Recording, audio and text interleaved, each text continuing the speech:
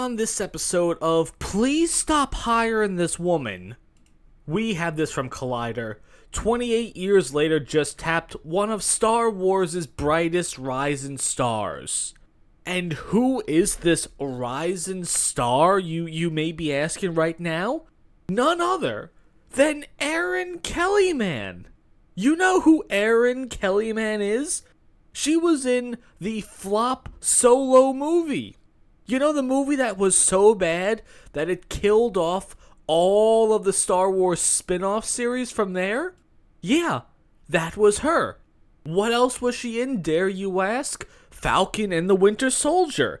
You know when Falcon was fighting that 90-pound Afro ginger? Yeah, that's her. One of the worst actresses in that entire show.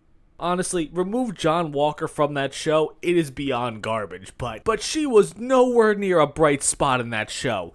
And then afterwards, what other Disney product was she casted in? None other than The Willow Show. You know that show when it came out, that all these places were gaslighting everyone into telling you what a fantastic piece of television cinema this is? And it was so bad and the ratings were so poor that they removed it from Disney Plus entirely. So unless you're stealing it from online, there's no way to watch that show. It's gone forever. And she was in it. 3 flops right there. And as I'm reading this, I just found out that she was in the Green Knight movie. Oh, the Green Knight? What is that, you ask? Another box office flop. This woman is the absolute kiss of death. But really quickly, let me just talk about her performance in Willow. There was a scene early on. She's in a relationship with another woman.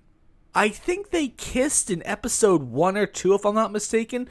But later on in that season, there is a moment between those two where they're building up for an emotional kiss. Almost as if it's like the first time they've done this before. And then as I'm watching that, I'm thinking, wait a second, didn't they already kiss earlier on in the season? So why are we having this build-up many episodes later, making it seem like this is the first time they kissed? That was a terrible show.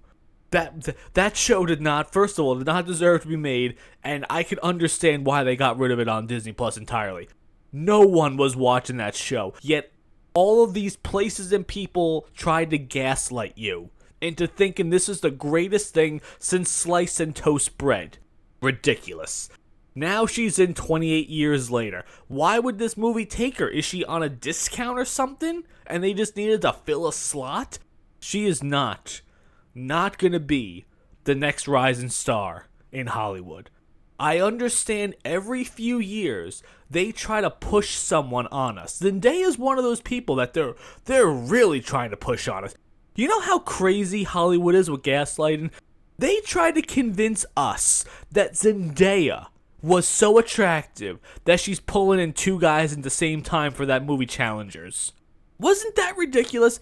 Every time I went on YouTube and every time I saw any commercial at all, it was saying, here's the hottest and sexiest movie of the year. Are you out of your mind? Have you seen those 2 guys? I can understand why they have a chance with Zendaya, actually. Unbelievable. But back to Erin Kellyman. Right off the back, 28 years later is not going off on the right foot at all. And from what I'm reading here, it's going to be a trilogy. It says 28 years later will reportedly be the first of a new trilogy of the franchise, with the second film being directed by the Marvels and Candyman director Nina DaCosta. Why would you bring her in? One of the biggest box office flops in the past, decade we'll go with. One of the most hysterically terrible movies that I've ever seen. One of the worst pieces of cinema out there. And you're just going to reward her with the second movie? Is this what they're going to do with it? Okay, so they're going to make a fantastic first movie and then a garbage second one while bringing in Nina DaCosta, so they got all the race points they possibly need to sell this thing. And then the third one is going to be, directed by, Christopher Nolan or something like that, and they're going to knock it out of the park? Is that what they're going for here? But in the end, I'm just hearing Erin Kellyman is going to be in this. That doesn't remotely make me want to go run to the theater to see this movie. Everything she's attached to, it doesn't work out. She's never a great actress. And the fact that Hollywood keeps trying to shove this woman down our throats, it's unbelievable to think that this was actually going to work. Do you think 28 years later is actually going to be a good product? Let me know what you guys think about that.